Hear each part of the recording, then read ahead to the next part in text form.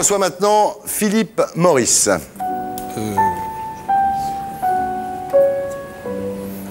Bonjour. Bonsoir. Bonsoir.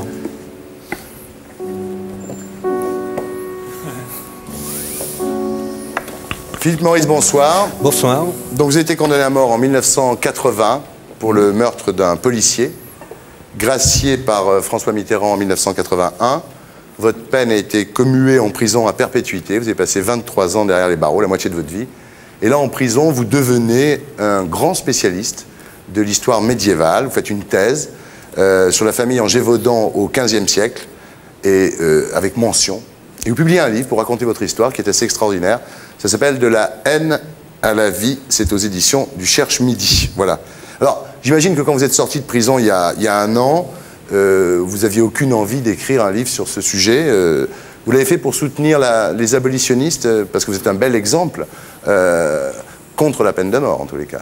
En fait, donc, le fait est, je ne voulais pas spécialement écrire de livre. Bon, on a fini par me solliciter, et ce n'est pas mon histoire que j'ai écrite, même si c'est une partie de mon existence.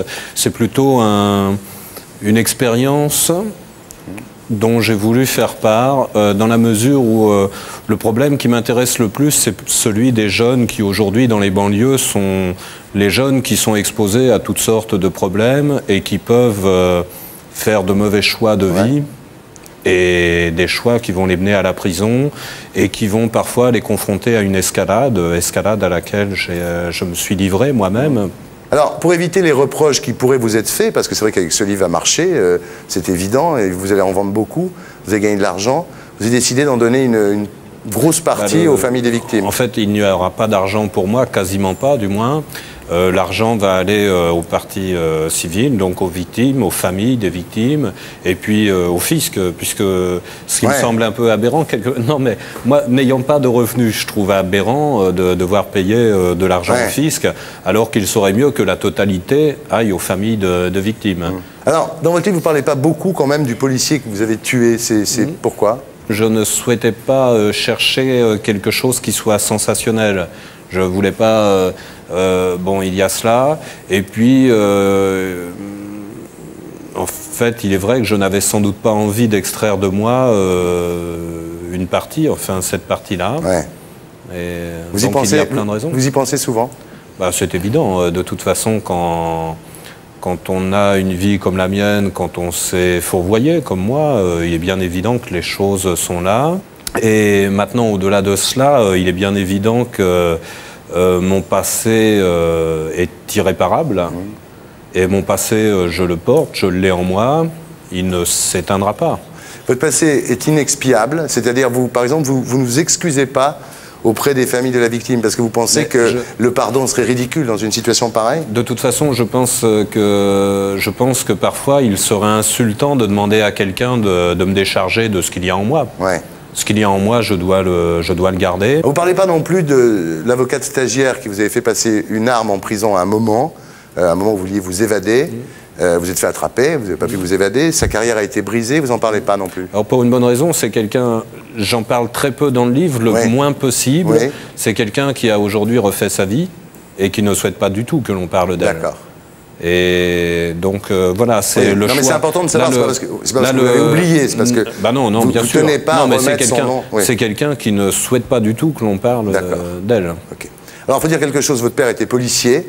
En fait, souvent dans les articles qu'il y a eu dans la presse, on a dit tiens, le fils d'un policier, etc.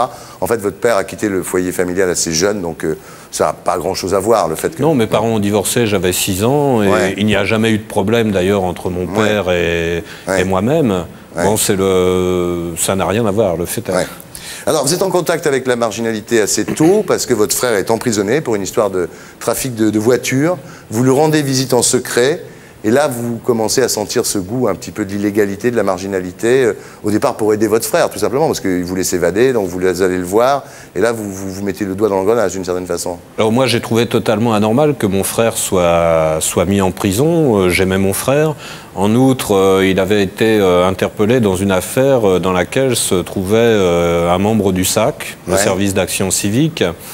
Et cette personne, elle, n'a jamais été mise en prison.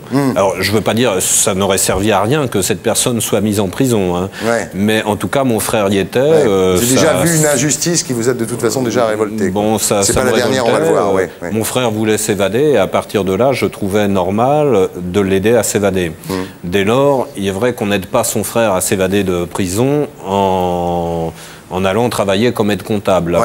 Et donc j'ai mis le pied dans l'engrenage et alors j'ai rencontré des personnes, j'ai découvert aussi une forme de belle vie, à savoir que en banlieue, l'argent, les produits de luxe n'existent pas tellement. Et là, dans cette vie-là, bien sûr, je découvrais des boutiques comme Fauchon, je découvrais des hôtels agréables, je découvrais les belles voitures. Et il est vrai que tout en commençant à aider mon frère, je découvrais une autre vie dans laquelle il était agréable de se positionner. Alors en 77, vous finissez par être incarcéré, enfin à Rodez d'abord, quelques mois à Rodez, et ensuite à la prison de la Santé. Et là, effectivement, ça a été le basculement. Vous êtes passé à tabac quand vous arrivez à la Santé. Ils ouvrent les fenêtres, ils vous laissent par terre, vous êtes bleu de froid, les jambes, le sexe, partout bleu de froid. Il y a une photo de votre fiancé, quand vous revenez, il y a quelqu'un qui a marché volontairement sur la photo. Et là, d'un seul coup, vous voyez des gens en uniforme qui ne respectent pas la loi. C'est-à-dire que jusqu'à présent, vous aviez quand même le sentiment que la société devait se faire respecter et que les gens qui la faisaient respecter étaient souvent en uniforme. Et vous basculez. Quand vous avez une vingtaine d'années et que des gens comme ça, ou des gens en uniforme, vous rouent de coups, on casse quelque chose d'autre, on casse quelque chose qui se trouve dans votre tête. Et j'ai écrit dans le livre que ce jour-là, ils avaient tué, je ne sais plus si j'ai dit l'enfant ou le gosse. Le gosse. Et c'est vrai qu'à partir de ce moment-là, beaucoup de choses basculent. La seule chose qui me retenait encore, c'était l'amour. J'avais ma fiancée que j'aimais, qui m'aimait encore. Et je me suis accroché à cela avec beaucoup de force, la force du désespoir sans doute. Malheureusement, quand on doit passer 4 ans en prison, très souvent, l'amour s'émousse. Et quand l'amour disparaît, pour moi, en tout cas, il n'y avait plus rien d'autre. Il y avait que la volonté de ne plus rester en prison, la volonté d'en sortir. D'en sortir par tous les moyens. Alors, Richard Berry, je pense à ça, parce que c'est vous avez fait un film avec Boringer qui s'appelle L'Addition, de Denis Amar, où effectivement, c'est un rapport comme ça entre le prisonnier et le maton. Et le maton, oui. Mais c'est malheureusement assez souvent le sort de beaucoup de détenus qui débarquent, pour peu qu'ils soient un petit peu insolents. Ça arrive souvent. Il faut dire aussi que le travail des matons est terrible. Justement, ce que j'allais dire, c'est il faut respecter aussi beaucoup ce travail. Pasolini disait en 68, les vrais prolétaires, c'est pas les étudiants, évidemment, parce que c'était comme vous le disiez tout à l'heure, d'ailleurs, c'est vrai que les étudiants qui manifestaient, c'était les petits bourgeois, c'est la majorité silencieuse, et Pasolini disait, les vrais prolétaires, c'est les CRS. Bien sûr. Et c'est vrai qu'ils sont enfermés aussi, les matons. Le gardien de prison qui fait son métier, il n'y a rien à lui reprocher quand il fait son métier. Le problème, c'est quand il commet des actes qui n'ont rien à voir avec son travail. Et malheureusement, tel que le système existe, il n'y a pas. Voilà. Bastonner un homme dans une cellule, ce n'est pas normal.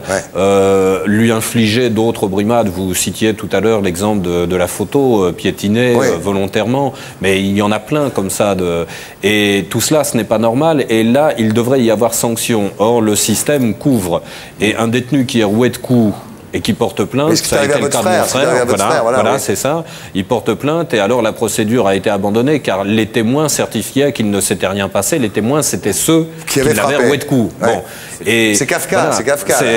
Lorsque il y a des gardiens qui sont des adeptes de la violence, celui qui n'en est pas adepte, il est quand même obligé de faire semblant. Parce que sinon, il n'est pas solidaire du corps et il s'exclut lui-même. Mais le problème, c'est que l'institution permet que cela se passe et donc il faut réformer l'institution, il faut fixer un but à la prison, il faut dire aux gardiens comment ils doivent travailler, il faut leur donner une déontologie. Et à partir de là, les choses seraient très différentes. Mais est-ce qu'ils n'étaient pas comme ça avec vous parce que vous aviez buté un flic? Parce que c'est quand même... En fait, la rage qu'il y a eu à mon encontre de la part d'un gardien ne vient pas de là. Elle vient d'une tentative d'évasion que j'ai tenté, alors que j'étais condamné à mort. Bon, j'attendais d'être exécuté, j'ai tenté de m'évader, cela a raté, et cela a échoué du moins, et j'ai blessé un gardien en tentant de partir. Bon. Alors à partir du moment où on continue l'histoire, donc à partir du moment où vous subissez ces vexations, ces brimades, là, vous êtes rongé par la haine, parce que c'est vrai que la haine, dans ces moments-là, c'est un moyen de survie, quoi. C'est le seul moteur qui vous reste, la seule énergie qui vous reste, c'est la haine. Alors ça fait vivre et ça détruit, ça ronge de l'intérieur en même temps. La haine, c'est quand on a une véritable haine en soi, ce qu'il y a de terrible, c'est que c'est très douloureux. La haine fait physiquement mal. La haine, je la compare un peu à un ulcère, très, très virulent. Et d'un autre côté, c'est vrai qu'elle permet aussi de vivre, elle permet de supporter le mur que l'on vous oppose, les vexations que l'on vous inflige. Un jour, je me suis rendu compte que cette haine était très destructrice pour moi et très dangereuse, parce que lorsque vous haïssez comme ça, le jour où en face de vous, vous avez quelqu'un qui vous inflige une brimade, vous risquez de ne pas pouvoir vous contrôler. Et donc vous devenez dangereux pour les autres en plus de vous détruire. Et à partir de ce moment-là, il y a un moment où moi, je me suis dit, bon, il faut arriver à désarmer cette haine. Mais avant ça, justement, il y a cette attente de la mort. Parce que c'est vrai que vous êtes dans le couloir de la mort, comme on dit en parlant des condamnés à mort américains. C'est-à-dire que toute heure qui passe vous rapproche inexorablement de la mort. Mais on fait tout ce qu'on peut, évidemment, pour le garder en vie. Donc ça devient absurde. C'est-à-dire que, par exemple, quand vous cessez de vous alimenter, on vous alimente de force. Et il y a un dialogue surréaliste avec un médecin de Fresnes qui dit « Je dois vous maintenir en vie pour qu'on puisse vous exécuter ». Quoi. Donc ça devient kafkaïen, encore une fois. Oui, le condamné à mort n'a pas le droit de se suicider. Il n'a pas le droit d'être tué non plus autrement. C'est-à-dire que, à la suite de ma tentative d'évasion, bien sûr, le personnel m'en voulait énormément. Et certains avaient envie de... En fait, j'ai même un peu peut-être failli être tué quand j'ai échoué. Mais les ordres étaient donnés pour ne surtout pas me tuer. Il fallait que je vive pour aller à l'échafaud. Voilà. Donc là, on est en 81, donc Giscard d'Estaing hésite, les élections arrivent, il ne sait pas très bien ce qu'il faut faire. C'est vrai qu'à l'époque, il faut dire, peut-être encore le cas maintenant, mais la majorité de la population française était favorable à la peine de mort. Et Mitterrand a pris une décision très, très courageuse, puisque ce n'était pas démagogique, pour le coup. Donc lui, il vous gracie. Et vous dites cette chose extraordinaire, vous dites, avant d'être gracié, je considérais que j'avais des droits face à des gens qui allaient me couper en morceaux. Dans le moment où vous êtes gracié, vous n'avez plus de droit à la violence. Et c'est peut-être là, effectivement, vous commencez à échapper à la haine, non? À partir du moment où on me laissait vivre, il était bien évident que je ne pouvais plus me permettre tout ce que je me serais... Vous n'avez plus les mêmes raisons de le faire, en tous les cas, oui. Alors là, votre peine donc, est commuée en prison à perpétuité, d'abord dans un QHS, ensuite une détention normale. Et là, vous parvenez à canaliser votre haine, votre énergie, votre vie pour l'histoire. Vous vous lancez dans l'histoire. Alors, pour les gardiens, c'est très bien, parce qu'un détenu qui travaille, c'est un détenu qui se garde tout seul, donc ça, c'est pour eux, c'est évidemment beaucoup plus facile. Et vous vous évadez, vous finissez par comprendre que la meilleure façon de vous évader, c'est pas par la fenêtre, c'est dans les livres. Mais disons qu'à partir du moment où je me suis rendu compte donc, que cette haine devait être éteinte, bon, j'avais quand même déjà fait une dizaine d'années. J'avais atteint déjà un niveau d'études, j'étais à peu près au niveau de la maîtrise, et je me suis rendu compte que ma vie, que j'aurais souhaité voir être différente, je me suis rendu compte que je pouvais aussi la réorienter et que j'en avais les moyens. Donc à partir de là, j'ai cessé de calculer la hauteur des murs pour essayer de les escalader, et je me suis résigné à purger ma peine jusqu'au bout, avec toutefois une difficulté, c'est qu'une peine perpétuelle, on n'en connaît jamais le bout.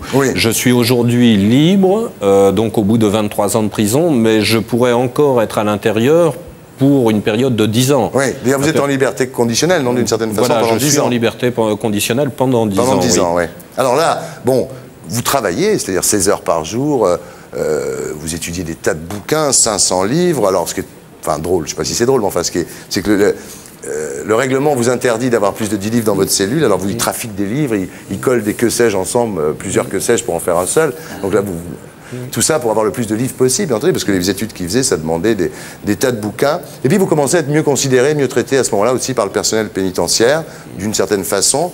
Vous êtes un peu élargi, disons, bien que jusqu'à la fin, il y a une chose que vous racontez, c'est qu'à la fin, donc au dernier moment, le dernier jour, ils vous font encore attendre 1 heure par une espèce de brimade comme ça. Vous devez sortir, quoi. En fait, j'avais demandé à quelle heure je sortais, puisque je travaillais dehors, le jour je travaillais. J'avais donc demandé à quelle heure je sortais pour pouvoir me rendre à mon travail. Et une collègue de bureau est venue me chercher à l'heure dite. Et le fait est, l'heure dite, eh bien, on m'a fait savoir au dernier moment que ça ne serait pas cette heure-là. On m'a enfermé dans une cellule alors que la levée d'écrou était faite, que tout était fait. Je pouvais sortir, mais on m'a maintenu là et on m'a bien fait comprendre que c'était un acte volontaire. Votre livre a beaucoup de succès, il est très apprécié, on en parle beaucoup.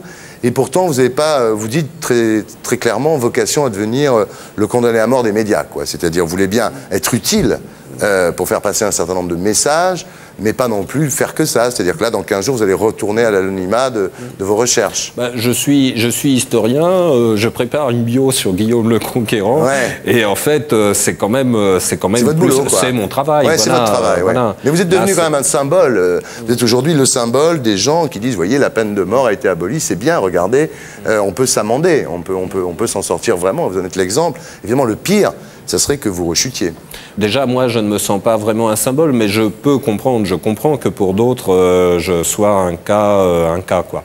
Mais au-delà de ça, ça ne me gêne pas dans la mesure où ma vie, mes choix de vie sont même très anciens. Si vous voulez, à l'intérieur, donc en prison, j'avais déjà j'ai fait mes choix depuis plusieurs années, il n'y a pas de problème. Est-ce que vous avez envie, Richard, de poser une question à Philippe Maurice? C'est-à-dire, j'aimerais bien lui parler, oui, mais poser une question comme ça, voilà. Bien, Philippe Maurice, merci de ce témoignage. On va vous laisser partir. Merci d'être venu témoigner. Richard, si vous voulez discuter, allez-y ensemble. D'accord, si vous êtes d'accord. Vous allez parler tous les deux dans les loges. Au revoir. Merci. Allez, au revoir. Au revoir. Et pour être sûr de ne rien rater de Inarditube, abonnez-vous et mettez un pouce bleu.